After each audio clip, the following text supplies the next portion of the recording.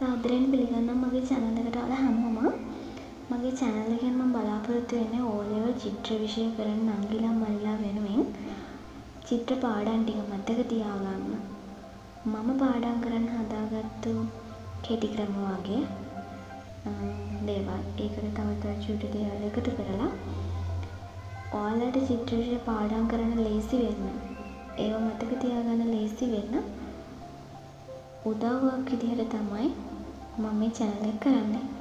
ඉතින් අද වීඩියෝ එකේ අවසානය වෙනකම් බලලා ඔයාලට මේක වැදගත් නම්, ඔයාලට මේක හොඳයි නම් යාළුවන්ට share කරලා මටත් උදව්වක් කරන්න. ඉතින් අද වීඩියෝ එකට යමු. මම අද කතා කරන්නේ එම් සාර්ලිස් ශිල්පියා ගැන. 10 වසරේ දේශීය කලාකරුවන්ගේ නිර්මාණ ගැන කතා කරනකොට කතා කරන්න හම්බෙන එක ශිල්පියෙක් තමයි මෙන්න මේ එම් සාර්ලිස් ශිල්පියා කියලා කියන්නේ.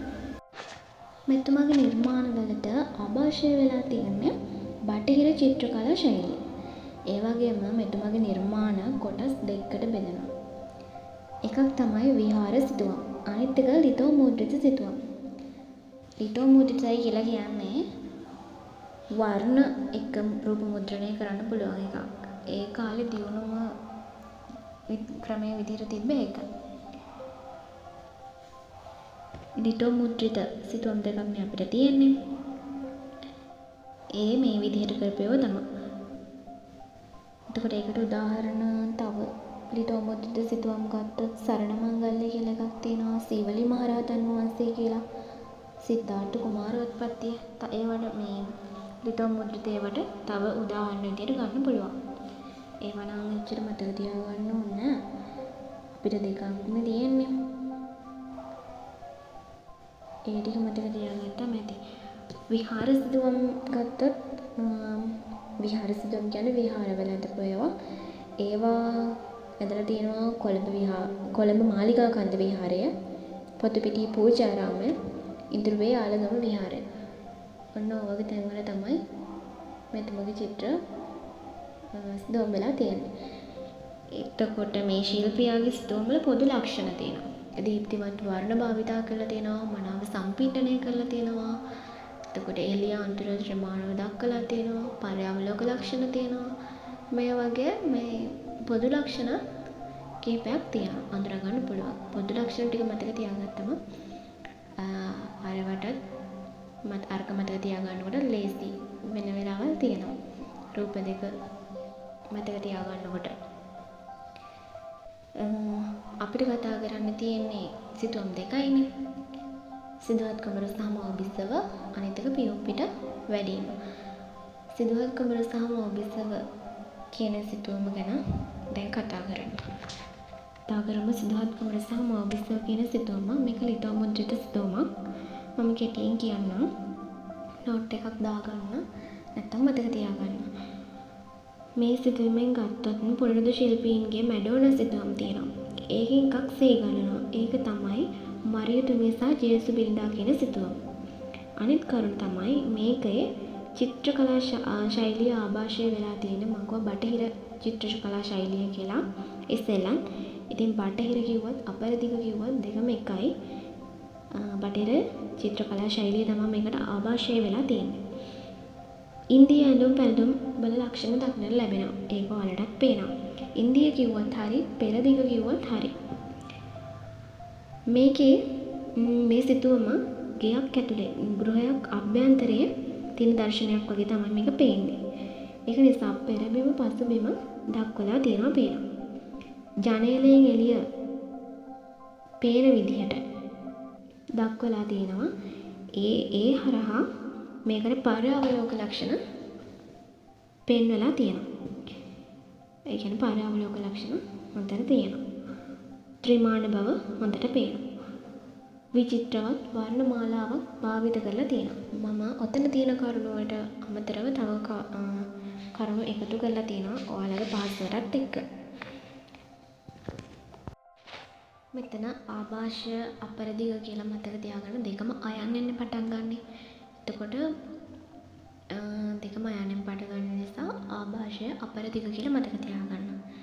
එතකොට ඒක ලේසි. පරාවලෝක ලක්ෂණ ත්‍රිමාණ බව ඒක ඔයාලට පේනවනේ. ඒ ලොකුවට මතක තියාගන්න දෙයක් නැහැ. ඊළඟට බලමු පියුම් පිට වැඩිම කියන සිදුවම. මේකත් ලිතෝ මුද්‍රිතයි. මේකේ වස්තු විෂය වෙලා තියෙන්නේ සිද්ධාර්ථ කුමාරයා ඉපදුනාට පස්සේ නෙළුම් මල් 7ක් මත ඇවිදින එක. මේවකේ පරාවලෝක ලක්ෂණ අරක වගේම හොඳයි. ත්‍රිමාණ ලක්ෂණ හොඳයි. එතකොට මේක ඇඳුම් බැලුවොත් කොහොමද දකුණු ඉන්දිය ලක්ෂණ පෙන්වන්නේ. ගෘහ නිර්මාණ දකින්න පුළුවන්. ඒවත් දකුණු ඉන්දිය ලක්ෂණ වලට තමයි තියෙන්නේ. විචිත්‍ර වර්ණමාලාවක් තියෙනවා. බටහිර ස්වභාවිකවාදී ලක්ෂණ තමයි පෙන්නේ. ඊට පස්සේ පසුබිම අවකාශ හොඳට පරාවලෝක ලක්ෂණ අනුව භූමිය දක්වලා තියෙනවා පේනවා. ඊට පස්සේ අවකාශයේ ගැඹුර මතු කරලා පරාවලෝක ලක්ෂණ ස්වභාවික ශෛලියකින් රූප සිද්ධි මතු කරලා තියෙනවා පේනවා. ඔන්න ඔය ටික තමයි මතක තියාගන්න තියෙන්නේ මේ සිතුවම් දෙකේ. ගොඩක්ම ඉතින් පරාවලෝක ලක්ෂණ විචිත්‍ර වර්ණ එතකොට ත්‍රිමාණ බව ගොඩක්ම සිතුවම් දෙකේම මේ එක හා සමාන කරුණු තමයි තියෙන්නේ. ඒක නිසා මතක තියාගන්න ලේසි. දැන් මම ඔයාලට කෙටි ක්‍රමයක් කියලා දෙන්නම්. මේ සිතුවම් දෙක සමහර අයට එම් සාල්ලි ශිල්පියාගේ සිතුවම් දෙක පැටලෙනවා. සෝලියස් මෙන්ඩි ශිල්පියාගේ සිතුවම් දෙක පැටලෙනවා. මාරු වෙනවා. එක්සෑම් එකට ගියාට පස්සේ මේ බය වෙලා ඉන්නේ. එතකොට ඉතින් සමහර ඒවා පැටලෙනවා. ඒක නිසා මේ ඒක ලේසි වෙන්න මම ඔයාලට ක්‍රමයක් කියලා දෙන්නම්. ඒකට යමු එහෙනම් බලන්න. ඉතින් මෙන්න මේක තමයි මම පාඩම් කරනකොට තියාගත්ත කෙටි ක්‍රමය. මම චිත්‍ර දාලා තිබුණා. ඔයාලගේ පාසලට එක තමයි චිත්‍ර ගොඩක්ම ඔයාලට මතක තියාගන්න. මම පාඩම් කරේ මෙන්න මේ සාරියක් ඇඳ මව්බිසවත් නිලමක් දෙස බලා ඉඳින වචන ටික මතක තියාගන්න තමයි. මේකේ සාරියක් කියනකොට මම මතක තියාගත්ත සාරිලිස් ශිල්පියාව සාරි දෙක සාරි සයනයි රයනයි දෙකම තියෙනවානේ. ඒක නිසා එහෙම තියෙන නිසා මේ ඒක පාඩම් කරන්න ලේසි. මතක තියේ කියලා හිතුවා. ඒක නිසා තමයි මම එහෙම දාගත්තේ. මව්බිසවත් කියනකොට සිදුවත් කවර සහ මව්බිසව කියන සිදුව මතක තියෙන්න ඕනි. නෙළුමක් කියනකොට පියුම් පිට වැඩිම සිදුවම එන්න ඕනි මතකෙට. එතකොට ඉතින් මතක තියාගන්න ලේසි. මේක තමයි මම පාවිච්චි කරේ. ඔයාලත් ඉතින් try කරලා බලන්න මතක තියෙනවද කියලා. එතකොට චිත්‍ර පැටලෙන්නේ නැහැ. මේ ශිල්පියාගෙන මේ සිතුවම් දෙක කියලා පැටලෙනව අඩුයි. ඒක නිසා මේක මතක තියාගන්න බලන්න try කරන්න. ඉතින් ඔයාලට මේක මෙහෙම මම ඉස්සරහට මේ වීඩියෝ ගෙනින්නවා. ඉතින් ඔයාලට හොඳයි නම් මත් එක්කම එකතු වෙලා ඉන්න. මේකේ අඩුපාඩු තියෙයි මේ වීඩියෝ එකේ. ඉතින් එහෙම ලොකු අඩුපාඩු තියෙනවා ඔයාලා මට අනිවාර්යයෙන්ම කමෙන්ට් එකක් දාන්න.